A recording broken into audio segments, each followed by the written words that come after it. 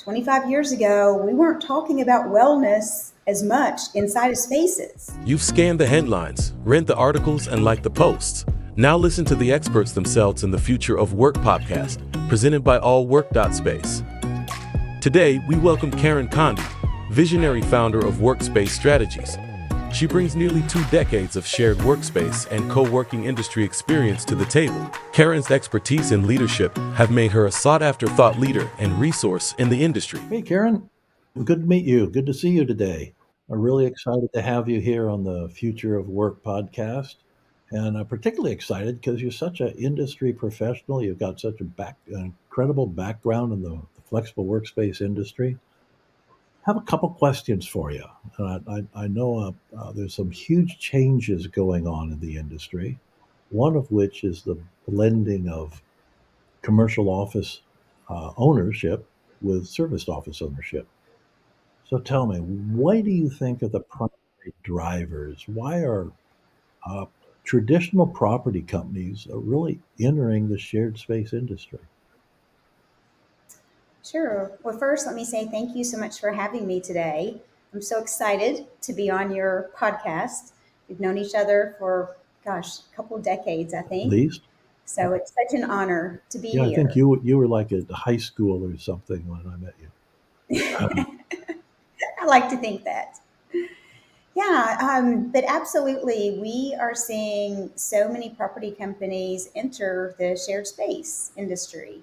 And I think there's a variety of reasons why, but obviously, I think the number one reason is they make more money per square foot in the co working and shared space business. It all really comes down to the higher rents per square foot, the higher rental yields, and typically in the co-working business, you're going to yield a higher rent per square foot than a traditional long-term lease. So we took a look at our portfolio and what we're managing today, and what we're seeing is on the low end, our investors and owners are receiving 130% of market rents, up to on the high end 165 to even 170% in some locations. So obviously, Those numbers are interesting, and I won't say it doesn't surprise me. I entered the industry back in 79, 80 as a property company. And I looked around and decided I was doing land banking, and I thought, well, what's the highest revenue per square foot I can earn as a commercial operator, as a commercial space operator? And I decided it was these fun little things called executive suites. So, I mhm, couldn't agree more. Um, oh, if you look at the changes too that property companies are going through right now, the serviced office or the flexible space sector industry is now become one of the largest individual customer types within the conventional space. So it's mhm. quite attractive for them to do that. And you look further and say, if I own a building and Regis comes to me, WeWork comes to me, and I forget WeWork, but Regis comes to me, okay? And they say, well, I'll pay you market rate for your space. And then I said, what are you going to do? They said, oh, we're going to re-rent your space to our smaller customers. And then I Right. look at them and I say, well, they're a big public company. How are they making all that money? Wait, they're making all that money off of my space. Of Mhm. course, I'm going to want to challenge whether I should be doing what they do or renting to them or be a partnership with them, which is now a new thing. Mhm. So many of those companies, properties companies, say, well, we're not in that business. It's interesting because one of my number one calls today Yeah. are people that have Regis has either reached out to them or somehow they've had conversations with Regis and they're first learning about the shared space industry. And they're saying, hey, why should I go with Regis? Could I do this on my own? And what they're also seeing is that obviously finding that 10,000 square foot tenant or that 20,000, 30,000 square foot tenant is very difficult today. Yes. So this is a way they can really diversify their income streams and, quite frankly, just keep up with the evolving trends of working today. Well, I think that's right. The other thing, I think they've recognized that those larger tenants aren't necessarily any more stable or as stable as the operation of a distributed workspace is Absolutely. overall. One other interesting point, you talk about profitability or a percentage lift over conventional rents. Uh, a question on that. When you make that statement, 100, let's use 130%, your first statement as an example, is that over the day the agreement is signed, or is that the average over a 10-year period, which would be comparable to a rent, a long-term lease? So, good question. That's obviously once the space is ramped up. In our experience, once we get a space ramped up, which can take 1 to 2 years, Yes. depending on the size of the Well, space. actually, IWG, Regis, in their old model, at least, I don't know what it is today, but they would allow a 2-year period between a startup center and a mature center, and they actually did the accounting structure differently for the two types of centers. So that's pretty. Right. Yeah. So once we get a space ramped up, they stay full. Yeah. So there's that stable income stream, and that's where I'm getting the numbers of 130 to 165 to 70%. But Frank, something else we're seeing, just kind of that shift from traditional real estate, is we have so many companies coming to us today saying, I need a hybrid work model for my team. I've got 30 people or I've got 40 people, but I need a team space that'll hold 8 or 10 people. And Hmm. they're rotating those people in and out. So they're no longer needing that 5,000 square foot, 10,000 square foot, whatever it is. Co-working is the perfect solution for them. And on top of that, quite frankly, they're wanting flexible terms, and we can offer that. Where traditional commercial real estate, they're not going to want to do a 1 year term. They need that longer term tenant. Well, that's a major trending issue, I think, of all the larger companies in the world right now. They're looking at their own corporate space and saying, hey, this is only 30, 40% used, and yet Hmm. I'm carrying the long-term liability of the leases on my balance sheet.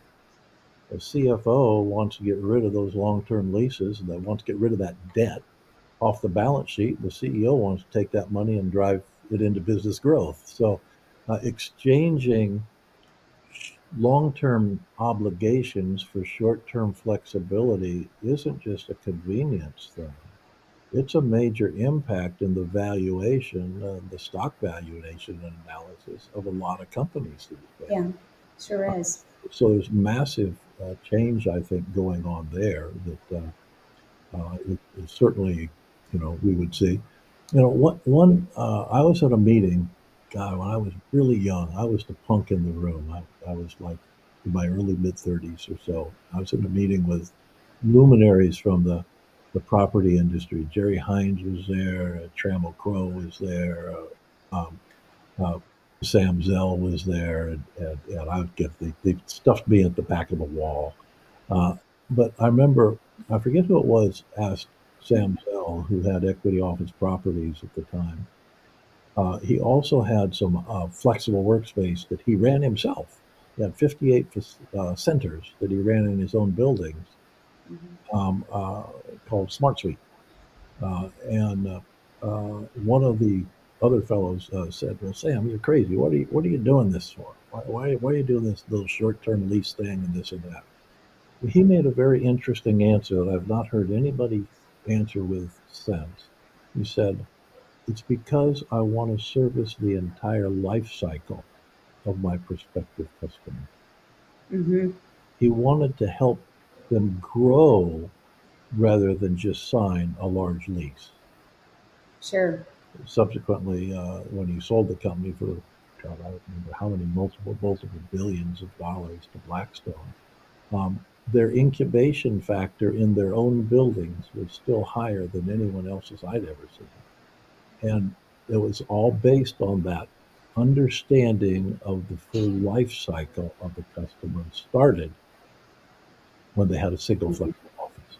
Uh, Yeah, and I mean, we're seeing today a lot of real estate companies and owners putting a co-working space inside of their larger building for that exact reason.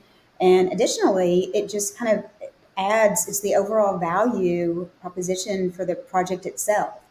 Having the co-working space in provides a different level of amenities and a sense of community and just brings more life to the building in general, which makes their overall project more attractive to Well, users. if you look at, let's use your 130% number as an example. If I were to take a 10-floor building and say to the building owner, I can give you an 11th floor for free. Because that building owner is probably with their financial partner looking at getting about a 13% yield across the lease portfolios in average. So if you look at 130%, you've given them a 30% yield on an additional layer of equal to an additional floor of space. And that Right. additional 30% against a 10-floor building takes their entire building up about uh, 2.5 to 3% yield wise across the entire building average. So they go from a 13% or a 12% yield to a 15 or 16% yield. Makes that Mhm. entire building worth quite a bit more. And so that's, to me, that's where the multiple of that money is. And so that's really where the big money is for the property company. It's not just the cash flow, it's in the increased yield terminated into capital value of the building. Yeah, absolutely. We do have to remember it is a different business model, though. So there's a lot of things they need to be prepared, when entering into this. Well, and It's, what do they need to do to be prepared? What's your view?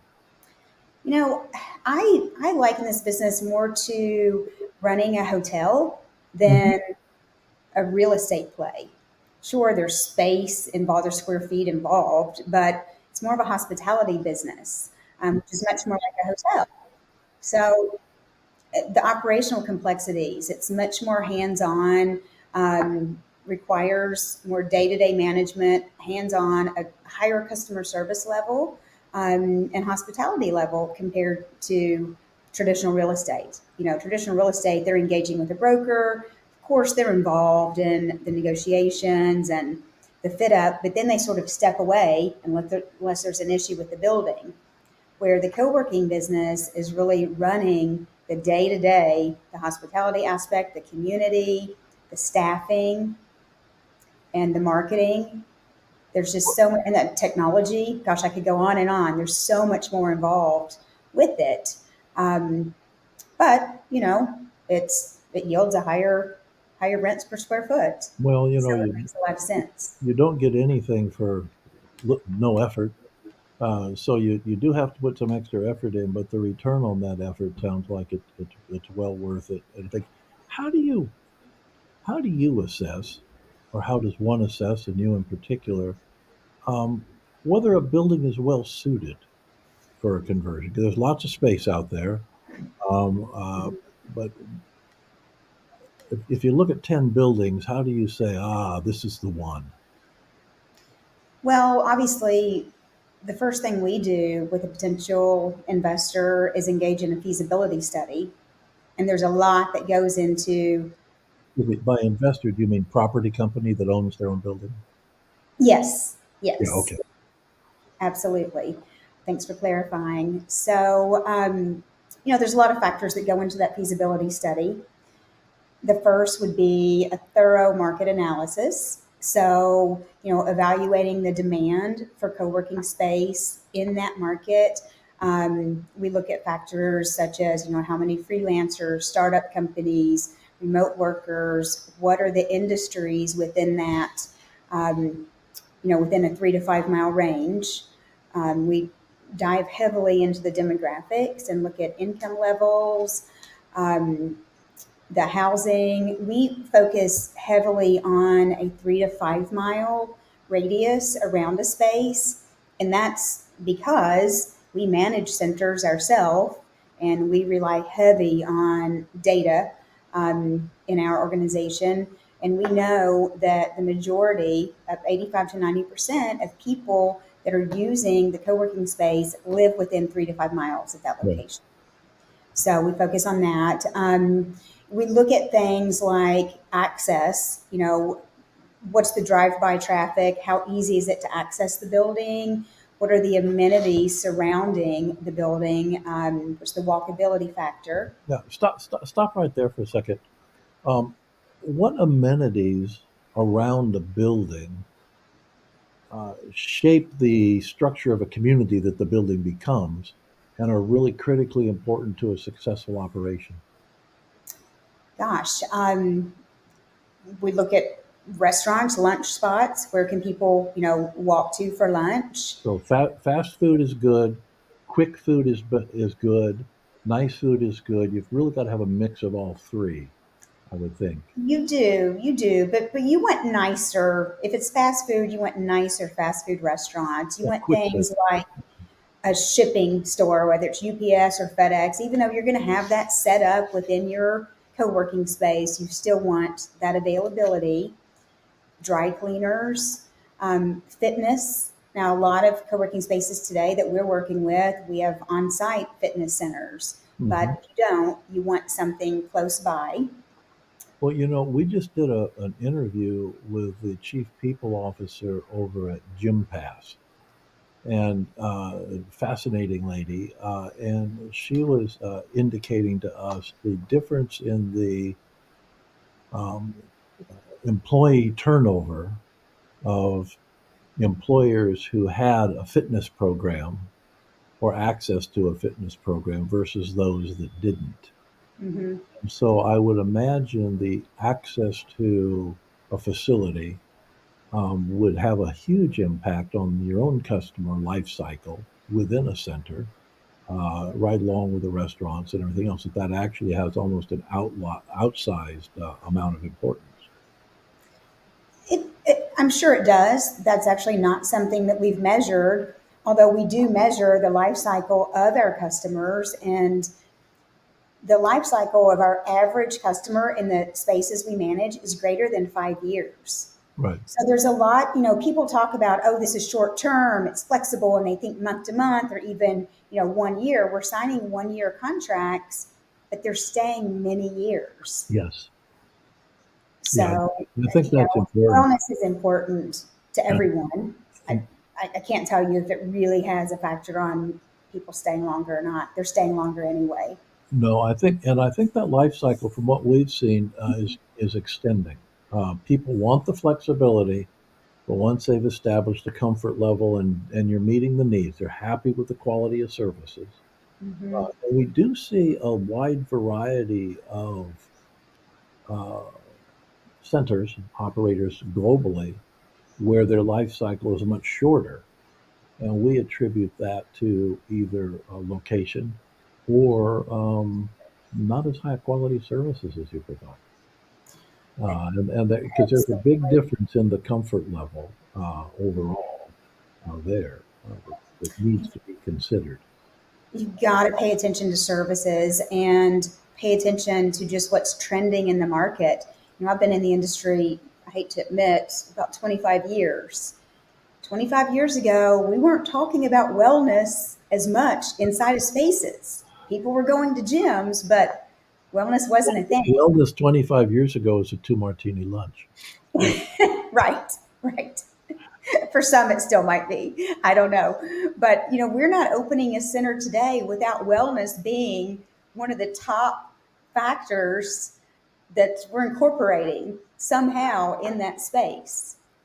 Well, how do you do that? What are some examples of things that are considered today that would not have been considered in any office space in the past, but that if you don't have it, uh, you know, you're not meeting the demand curve that's out there.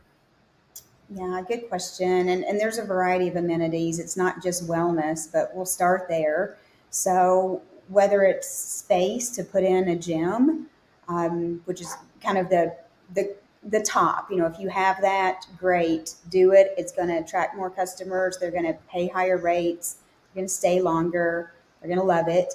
Um, we also have a lot of spaces that have outdoor patios or rooftop space. We'll bring in a yoga instructor and do yoga a couple of times a week on the rooftop or the patio. People love that. Some will sign up for the space. They may never take the yoga class, but they love the idea of it. Yes. We bring in a masseuse, chair massage, a couple times a month. Can you send them over to my place right now? Sure, sure. Right after this podcast, I'll make sure I do that. Um, but in addition to that, outdoor space. People love natural light. They love being able to get fresh air. More people are biking to work than they used to. So we make sure we have bike storage everywhere. Electric cars have become increasingly popular. So, having electric car chargers, if that's possible, is important. In addition to that, the same things we've been talking about for over a decade: community space, lounge space, um, ample space in the cafes to do things like themed luncheons. You have some people in your space that will be very outgoing and kind of more social than others. And then you have others that are a little more timid and have a hard time connecting with others. But if you do things like themed lunches, they might sign up for that because Hmm. it's easier for them to interact. So it's important in co-working spaces today to just always be forward thinking about what's happening in the market, what's happening in the world today with workspace, because that's what people are going to be looking for. We're seeing one of the biggest competitors for us are people in their home offices. Hmm.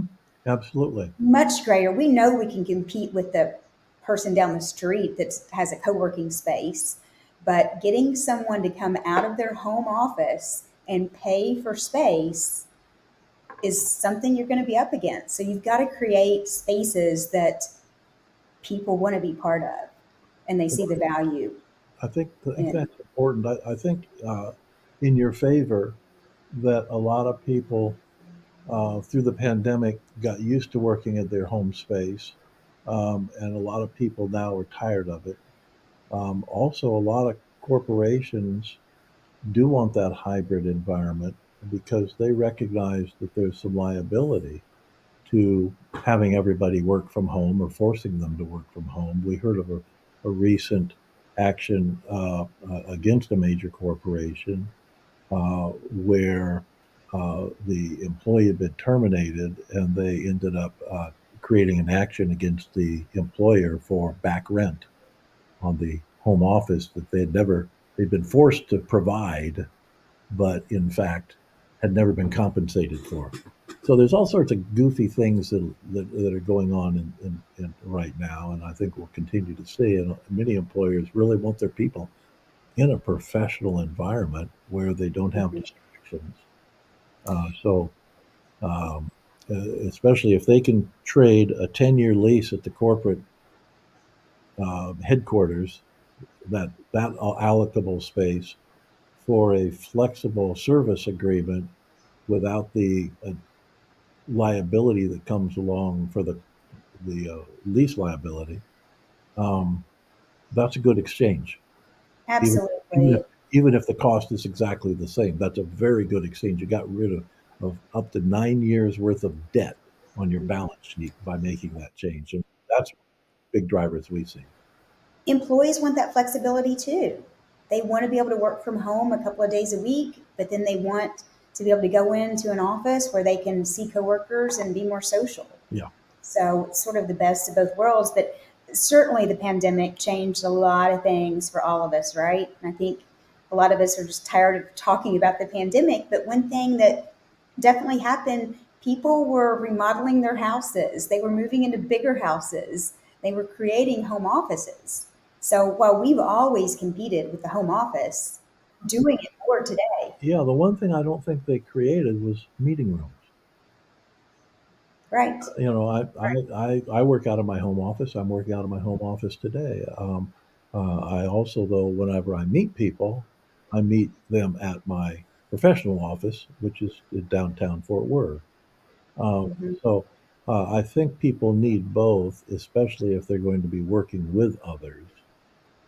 You do need both. And I know in a flexible workspace sector uh, that you're talking about, you can have access to meeting rooms through virtual officing and through any number of programs and services that are provided by centers such as you manage without any material fixed cost, but it really expands your capacity to be effective in business. And perhaps you need to be customers as well.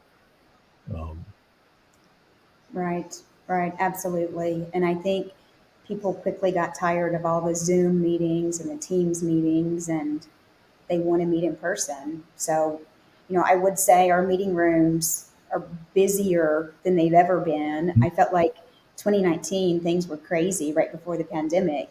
I felt like we were busting at the seams then with our meeting rooms, but now we're, in a lot of spaces, we're having to take on more space to create more meeting rooms because people are using them. yeah, no, I think that that's going to be an ongoing demand that's going to continue to grow. Everything that we're seeing is leads us to believe that at least on an ongoing basis. When you do a project, it takes a year or so from ground zero to stabilize. That's normal in any office building too. Um, Right. Certainly amongst the larger operators such as IWG. Um, the yield is very high on the space. You're servicing a full life cycle of a customer. You're introducing new customers, a lot of new customers through meetings and things to the space for free. Uh, why wouldn't every property company be just fighting to do this? Very good question. I find it astonishing that I think a lot of property owners still don't understand what co-working and flexible workspace really is. And I know that because they call me and they say, I've heard a little bit about this. What can you tell me? And I educate them about it. And they're like, well, why didn't I think about this before? However, I will say there are financial considerations they have to make. Generally, getting into the co-working business may have higher upfront cost than a traditional lease deal. And that's not only the space fit up, the space is usually very high tech, so there's higher technology cost, where in a traditional lease that may be passed on to the tenant. Um, and then the staffing, they're going to have to cover the staffing cost, for their first 6 to 12 months of operational losses. So certainly there's higher upfront costs, but if they have the temperature to weather that storm of that first 1 to 2 years, they're going to reap the rewards on the back end Yeah, for sure. I'm going to, I guess, shoot that argument down, not from your point of view, but shoot their argument down. Is that if you're a property company, you have capital costs to begin with. And you have to buy the dirt, you have to buy the steel, you have to put the building up. It takes a couple of years to get it going. You have to do that anyway, and you're doing that as a property company to get a specific yield. Hmm. So if you can get that yield by reinvesting, a new increased yield by reinvesting in your structure which you've already built, that's no different than the original risk that you took. It's probably much lower, or the original capital you put up to build the building in the first place. To me, You're absolutely right. that argument, if someone were to present me with that argument, I'd say, "Look, you've got to be kidding me." Uh, I don't think it's valid at all. Uh,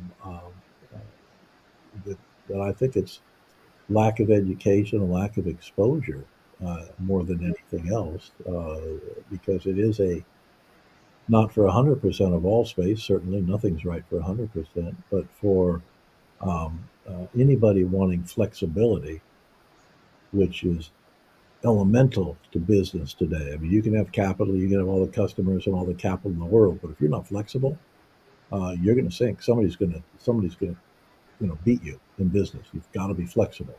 You're right. And those that are recognizing that are jumping in to this exciting industry. Well, I know that For you sure. have been presented with more opportunities than you can literally handle. There are all sorts of property companies coming to you all the time, and that you do a great job with them and have for a decade and a half now overall. If people, Karen, wanted to reach you and to find you to discuss this further on a one-on-one basis with you, how would they do so? They can go to my website at workspacestrat.com and connect with me there. There's a page. You can just submit your information and love to talk to anybody. Okay, so it's workplacestrat.com. Space, Workspacestrat.com. workspacestrat.com. Okay, and then they can reach you directly through that medium. Yes, Okay, perfect, perfect. Well, really appreciated the time we spent today. Hope it's been helpful to everybody out there, and that there, particularly the property companies that are thinking of entering the flexible workspace sector, that here's an avenue that's pretty well proven and a lot easier than you might think. Thank you, Karen. absolutely. Thank you, Frank. Appreciate being on. If it's impacting the future of work, it's in the Future of Work podcast by allwork.space.